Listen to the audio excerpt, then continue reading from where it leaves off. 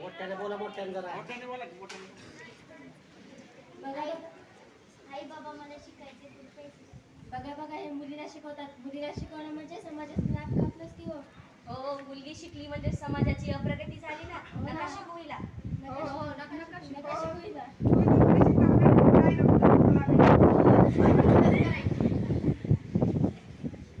काल रात्र झाली आहे. हा अंधकार आहे. अंधकार आहे भीतीचा, दहशतीचा, महिलांवर होणाऱ्या अत्याचाराचा. मैत्रिणींनो, आपण सगळे ऐकतो, बघतो, वाचतो देखील, पण कधीच अंतर्मुख होऊन या अत्याचाराविरुद्ध आवाज उठवित नाही. एका लहान मुलीपासून ते 70-80 वर्षाच्या आजीपर्यंत अशा अत्याचाराचा सामना करताना पाहतो. शाळेपासून कॉलेजपर्यंत, माहेरापासून सासरपर्यंत, मार्केटपासून घरी येईपर्यंत प्रत्येक वेळी प्रत्येक स्त्रीला सगळ्या गोष्टींचा अनुभव आलेला आहे. आणि या अत्याचाराचे केंद्र फक्त स्त्रीचं शरीर.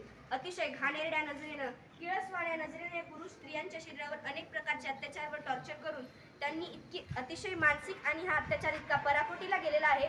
जन्माला येणाऱ्या प्रत्येक मुलीचा गर्भपात केला जातो. काय चूक आहे या मुलींची?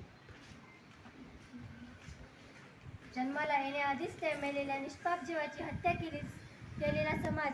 जिथे जन्माला येण्याआधी तिची हत्या केली असा समाज.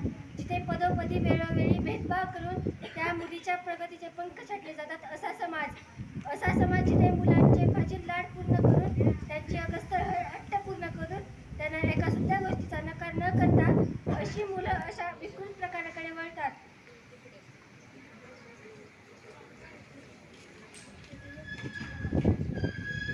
ऍसिड फेकणे, पेट्रोल टाकून जाळणे, रेडणे, कापणे अशा अनेक प्रकारांनी मुलींचे अत्याचार केले आहेत. दिल्लीची निर्भया असो किंवा डॉक्टर प्रियंका हैदराबादची असो किंवा अशा अनेक घरातील मुली.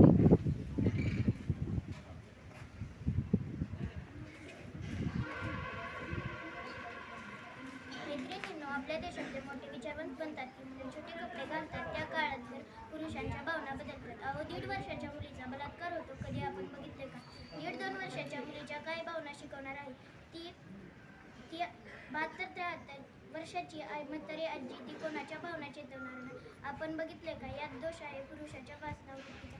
जसा चष्मा वापरू तसा आपल्याला जग दिसेल आणि म्हणूनच आणखी मुलींवर अत्याचार करतात.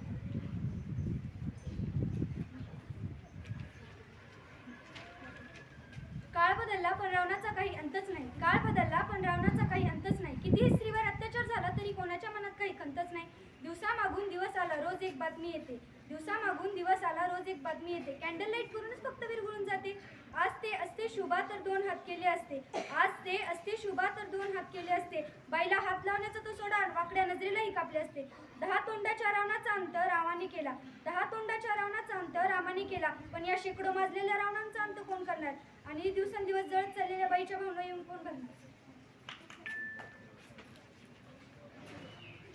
छत्रपती शिवाजी राजा ऐकायचं, टाळ्या वाजवायच्या, मनात साठवायचे आणि निघून जायचं. इथपर्यंतचा इतिहास नाही हा.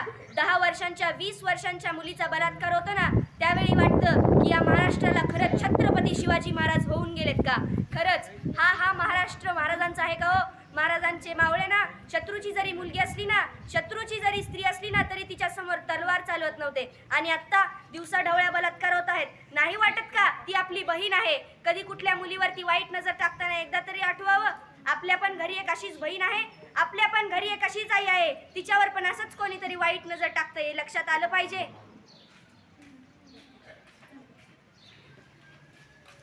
आम्हाला माफ करा, आमची चूक झाली. हे आमचे चुकीचे विचार होते. मुलगी शिकलीच पाहिजे. मुलगी शिकली तरच समाजाची प्रगती होईल. हो, आम्हाला चुकलं, आम्हाला माफ करा. हो तू शिक, आमचा पूर्ण पाठिंबा.